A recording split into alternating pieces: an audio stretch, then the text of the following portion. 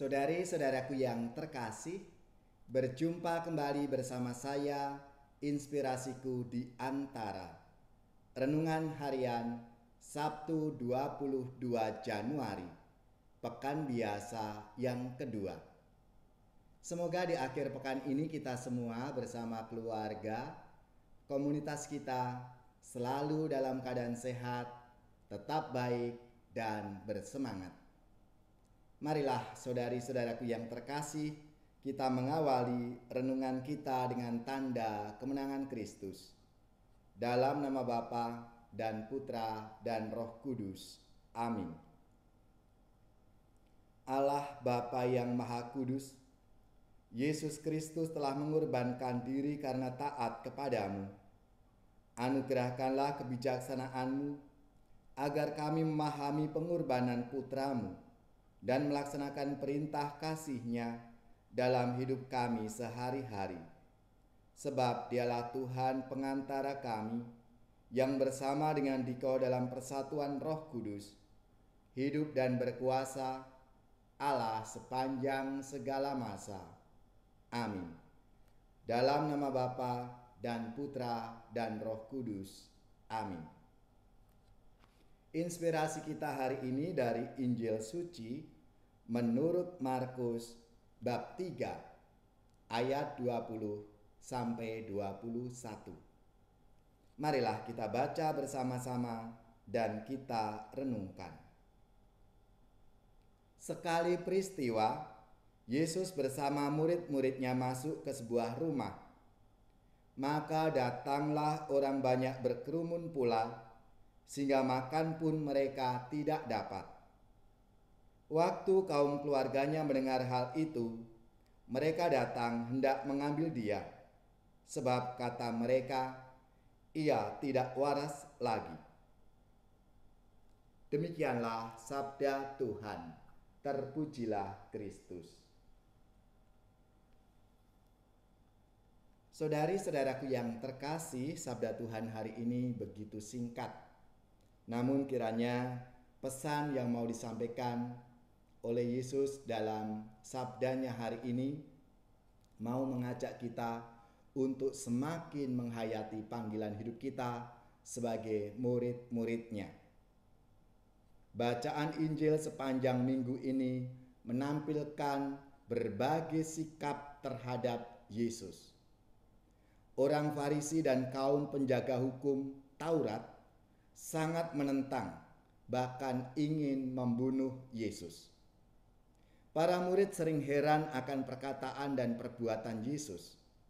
Orang banyak berdesak-desakan mencarinya demi memperoleh kesembuhan dari berbagai penyakit yang dialaminya. Bahkan keluarganya menganggap dia tidak waras lagi. Saudara-saudaraku yang terkasih, tak satu pun yang dapat memahami Yesus dan apa yang diperbuatnya. Dan ini menjadi refleksi untuk kita semua sebagai murid-murid-Nya yang mengimani dan mengikuti Yesus. Yesus memang sangat radikal. Ia melaksanakan tugasnya menegakkan kerajaan Allah sampai tidak mempedulikan apa kata orang mengenai dirinya. Ia tidak mencari pujian dan popularitas, tidak melakukan kebaikan demi mendapatkan ucapan terima kasih dari berbagai pihak. Yesus melakukan apa yang berkenan dalam pandangan Allah Bapa yang mengutusnya, bukan apa yang baik serta yang berkenan di hadapan manusia. Itulah yang dilakukan oleh Yesus. Yesus tidak berkecil hati dan tidak menarik diri dari situasi yang semakin membahayakan dirinya. Ia mendidik para murid-Nya dan bahkan dalam sabdanya mengatakan, yang tidak bersedia menyangkal diri dan memikul salibnya, ia tidak layak mengikuti aku. Ia tidak layak sebagai muridku. Saudara-saudari yang terkasih, Yesus menunjukkan jalan menuju kemuliaan, bukan dengan kata-kata yang muluk-muluk atau ajaran yang kosong, tetapi dengan bertekun di jalan penuh duri, diadili, dihukum tanpa bersalah, sampai wafat di kayu salib. Itulah Tuhan Yesus, Tuhan yang kita ikuti. Menjadi pertanyaan refleksi untuk kita semua. Apakah aku siap? Apakah kita siap untuk mengikuti Yesus yang seperti itu, yang banyak ditentang oleh banyak orang, yang banyak dimusuhi, dan bahkan diancam untuk dibunuh? Kita sebagai murid-muridnya juga akan mengalami hal yang sama jika kita sungguh setia dan taat mengikuti jalan-jalan Tuhan Yesus Kristus itu. Maka marilah saudara-saudariku yang terkasih, kita melalui sabda Tuhan hari ini dan melakukan apa yang sudah dialami oleh Yesus semakin membuat kita untuk tetap tekun dan setia berjalan bersama Tuhan Yesus.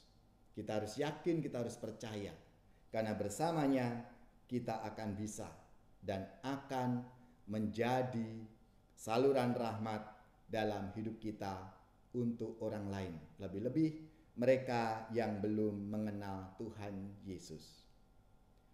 Tuhanlah gembalaku, aku terjamin selalu. Jikalau Tuhanku berkenan menjadi gembala, makan minum tiada henti, Tuhan yang memberi. Di sana jalanku membentang, Allah Bapa melindungi.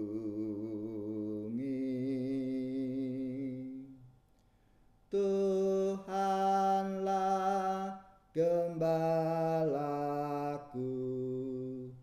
aku terjamin selalu.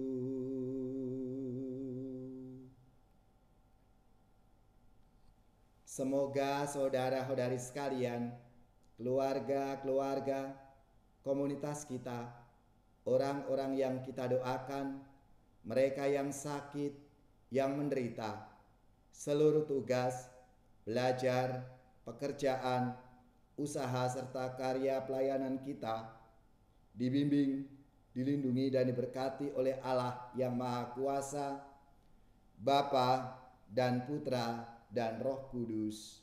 Amin.